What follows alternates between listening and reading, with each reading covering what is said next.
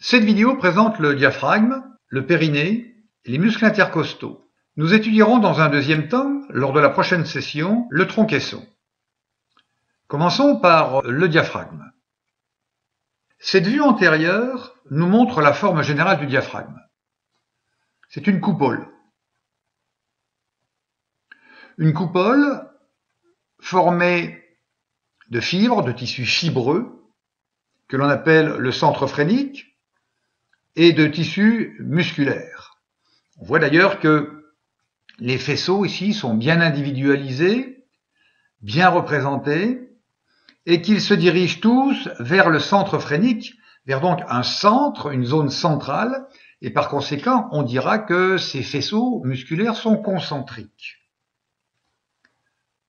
Le diaphragme sépare la cavité thoracique, où se trouvent les poumons, le cœur, et la cavité abdominale, où se trouvent donc les viscères. Et on constate que la partie droite de la coupole est plus élevée que la partie gauche. Sous la partie droite se trouve le foie, et sur la partie gauche se trouve le cœur. Le cœur enveloppé d'une enveloppe fibreuse, le péricarde.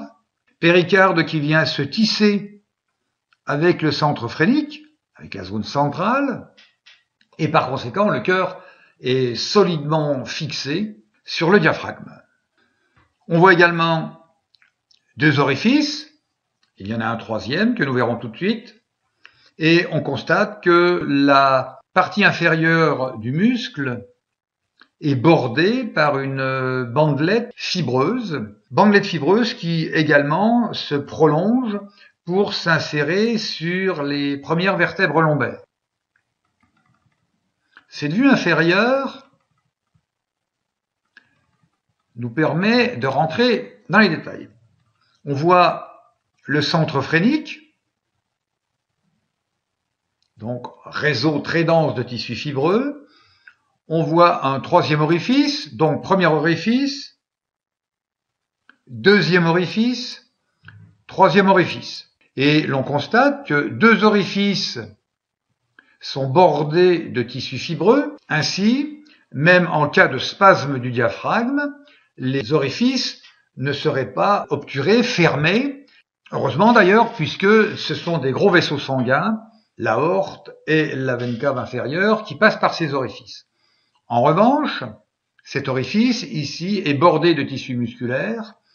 L'œsophage le traverse et en cas de spasme, bien évidemment, les conséquences sont moins dangereuses. On voit donc ces deux prolongements fibreux que l'on appelle les piliers, le tissu fibreux qui borde les insertions, et on se rend bien compte de la direction des faisceaux qui constituent le diaphragme, qui sont donc concentriques et se dirigent tous vers le centre phrénique.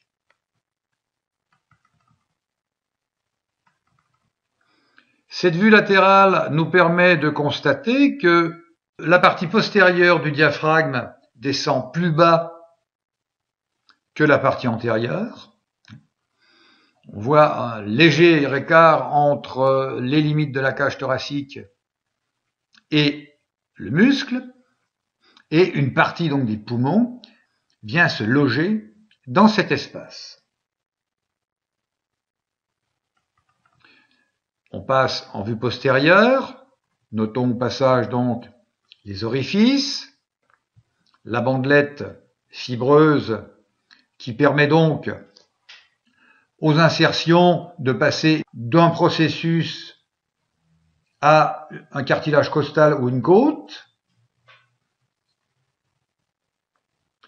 Cette vue plus supérieure nous permet de bien voir le passage d'un gros vaisseau sanguin. Et nous voici revenus en vue antérieure. Voyons maintenant les rôles du diaphragme. Commençons par l'inspiration normale. On compare généralement l'action du diaphragme à celle d'une pompe. Une pompe donc avec un piston, et ici une chambre où se trouve de l'air. Si l'on tire le piston, le volume de la chambre augmente. Et par conséquent, vous avez moins de molécules dans un volume plus grand. Donc, la pression diminue. Si la pression diminue, si vous avez un orifice à l'extrémité de cette chambre, l'air va entrer, puisque l'air va se diriger de la pression la plus forte vers la pression la moins forte. C'est le même principe donc au niveau des poumons. La chambre de la pompe est en fait tout le volume des alvéoles des poumons. L'expiration, vous repoussez le piston, le volume de la chambre de la pompe se réduit, comme si les molécules se tassaient, et par conséquent la pression augmente, et l'air va sortir. C'est le même principe, donc à l'intérieur des poumons. Appliquons maintenant cette comparaison au diaphragme. On voit donc les faisceaux concentriques qui, sur cette vue externe, apparaissent comme verticaux. On observe ici le centre phrénique et nous allons mettre la pointe de la flèche au sommet du centre phrénique. On imagine donc que lorsque les faisceaux vont se contracter, le centre phrénique va s'abaisser. En s'abaissant, il va comprimer les viscères. Et les viscères vont légèrement refouler vers l'avant les abdominaux dont le tonus permettra cette légère déformation. Voyons maintenant avec les abdominaux en place comment se déroule le phénomène. Mettons ici notre flèche au sommet du centre phrénique. Les faisceaux musculaires du diaphragme se contractent. Le centre phrénique s'abaisse. En s'abaissant, les viscères sont écrasés, repoussent vers l'avant les abdominaux. Les abdominaux dont le tonus est suffisant pour maintenir les viscères en place, mais les abdominaux dont le tonus est suffisamment faible pour permettre cette action des viscères. Répétons cette séquence, mais en pointant notre flèche au niveau des abdominaux. On voit que lorsque le centre phrénique s'abaisse, les viscères repoussent les abdominaux vers l'avant. Ce tonus, en revanche, est suffisant lorsque cesse la contraction du diaphragme pour refouler, repousser les viscères vers l'arrière et vers le haut.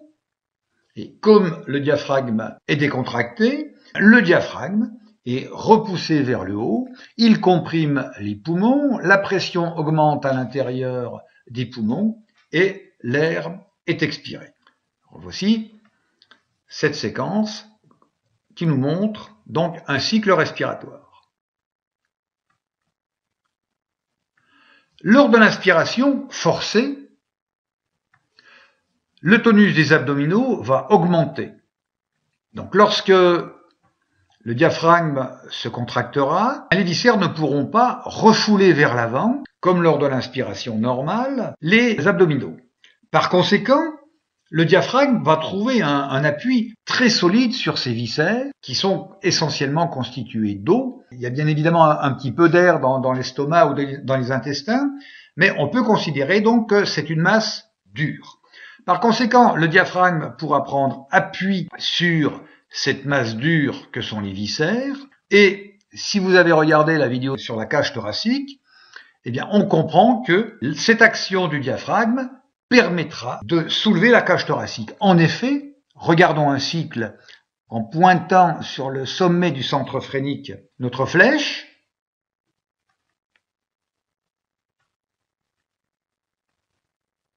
On voit bien que le centre phrénique ne se déplace pas.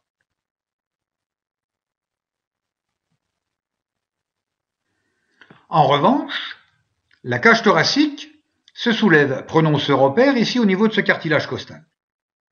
Ainsi, la cage thoracique peut-elle augmenter ses dimensions transversalement, c'est-à-dire dans le sens droite-gauche, et dans le sens avant-arrière ou antéro-postérieur. Donc il y a deux diamètres de la cage thoracique qui augmentent, ce qui va donc permettre d'augmenter le volume de la cage thoracique et par conséquent, comme dans l'exemple ou dans la comparaison de la pompe, permettre l'entrée de l'air. Le phénomène est inverse, lorsque la cage thoracique s'abaisse, son volume se réduit, la pression augmente et l'expiration peut avoir lieu. Par conséquent, le diaphragme va jouer un rôle essentiel, vital, dans la respiration, qu'il s'agisse de la respiration normale ou de la respiration forcée. Cela dit, le diaphragme joue d'autres rôles qui sont loin d'être négligeables. Par exemple, au niveau de la circulation. Lorsque le diaphragme se contracte, on l'a vu, la pression augmente à l'intérieur de la cavité abdominale. Si la pression augmente à l'intérieur de la cavité abdominale, même au cours de la respiration normale, les viscères vont être très légèrement écrasés. Beaucoup moins que dans la respiration forcée, mais ils seront tout de même légèrement écrasés et cette augmentation de la pression intra-abdominale va comprimer les vaisseaux sanguins et en particulier les veines. Or, le sang dans les veines ne peut aller que dans une seule direction, vers le cœur. C'est ce qu'on appelle d'ailleurs la circulation de retour vers le cœur. Et ce sont les valvules, situées donc à l'intérieur des veines, qui vont permettre le passage du sang dans un seul sens. Et par conséquent, en écrasant légèrement les veines, le retour du sang vers le cœur sera favorisé. N'oublions pas que le sang doit remonter des pieds vers le thorax. Il doit lui aussi lutter contre la pesanteur en permanence. Et cette colonne de sang est particulièrement lourde. Et par conséquent, cette action du diaphragme est essentielle pour une bonne circulation veineuse. De la même manière, cette augmentation de la pression à l'intérieur de la cavité abdominale va favoriser le brassage des aliments, en particulier dans l'estomac. Et ainsi, le travail mécanique de l'estomac sera-t-il facilité. Enfin, dans la statique, le diaphragme jouera également un rôle puisqu'il est solidaire des faces de la cage thoracique avec lesquelles il est en contact. On peut imaginer qu'une déformation, plus précisément un gauchissement de la cage thoracique, déformera le diaphragme et réciproquement. Et par conséquent, le diaphragme jouera un rôle sur la morphologie du sujet. Et puis, en synergie avec le psoas, il participe à la constitution de la colonne lombaire. Enfin, le diaphragme joue un rôle majeur dans les variations des pressions intra-abdominales et intra-thoraciques. Un rôle vital, un rôle essentiel dans la solidité de la colonne vertébrale. Nous verrons ce point extrêmement important dans une session prochaine. Voyons maintenant le périnée, cet orifice inférieur du bassin, est donc fermé par cet ensemble musculo-aponévrotique. Ensemble qui recouvre en partie des ligaments très puissants qui relient la partie inférieure du bassin au sacrum et au coccyx.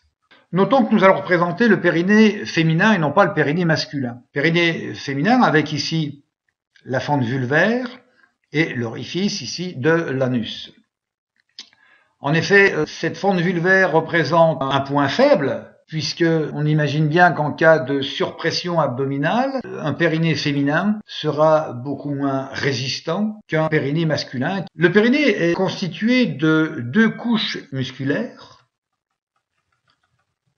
Une couche profonde, c'est-à-dire au contact des viscères, la couche superficielle, elle, étant proche de la peau. Et on voit bien que cette couche profonde a une forme de coupole, comme le diaphragme. On voit qu'elle est riche en tissu musculaire.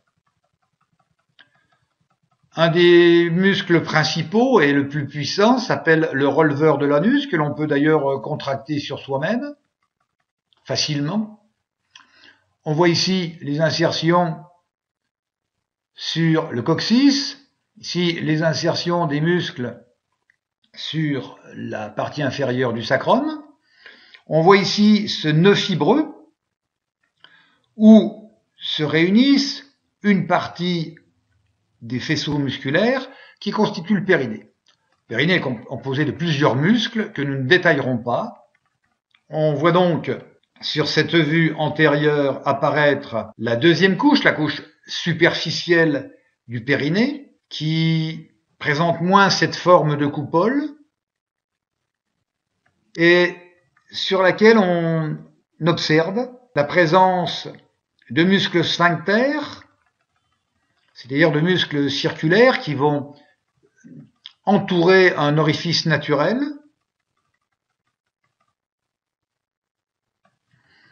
et en avant, cette couche superficielle présente des muscles plats, mais que l'on a représentés de couleur plutôt rosée parce qu'ils sont très riches en éléments fibreux. Voici donc les deux couches profondes et superficielles du périnée, et nous allons réaliser une coupe qui nous permettra de mieux les individualiser.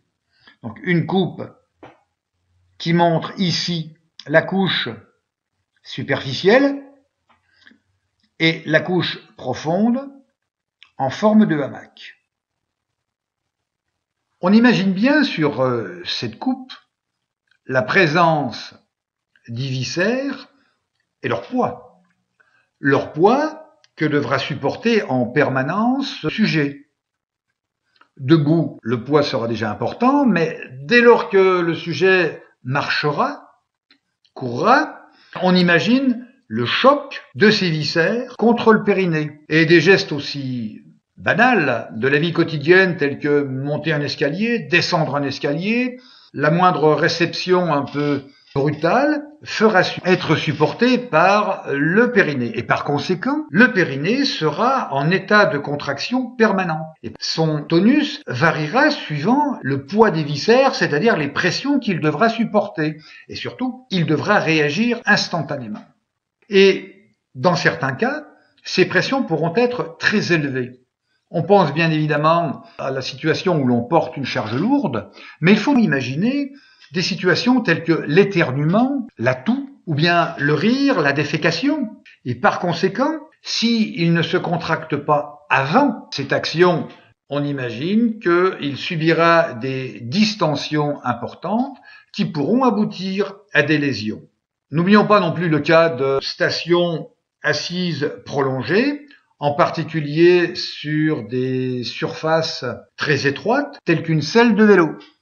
Et par conséquent, notre périnée subit en permanence des contraintes et il doit pouvoir y résister. Et là encore, une éducation et une bonne proprioception est nécessaire pour conserver un périnée intact, c'est-à-dire un ensemble musculo-aponevrotique souple. Et ce conseil s'adresse en particulier à la femme, dont on a vu que son périnée présentait un point faible avec la fente vulvaire, et la souplesse de son périnée lui permettra de s'adapter à la grossesse, à l'accouchement, et tout simplement aux actes de la vie quotidienne, la défécation, la miction, sans oublier l'activité sexuelle. Présentons maintenant rapidement les muscles intercostaux qui contribuent à fermer le tronc-caisson. Ces muscles occupent exactement l'espace entre deux côtes, d'où leur nom d'ailleurs d'intercostaux. On voit qu'au niveau des cartilages costaux, ils sont remplacés par un tissu fibreux. Les muscles présentent plusieurs couches à décrire, nous ne rentrerons pas dans les détails, mais on peut comprendre que l'obliquité de ces couches leur permettront de jouer un rôle dans la respiration. Cela dit, ils doivent résister en permanence à la pression négative qui règne à l'intérieur du thorax. Rappelons qu'une pression négative est une pression inférieure à la pression atmosphérique et par conséquent, ces muscles ont toujours tendance à être attirés, aspirés en quelque sorte, vers l'intérieur de la cage thoracique. Donc nous verrons qu'ils entrent dans la constitution du tronc-caisson lors d'une prochaine session.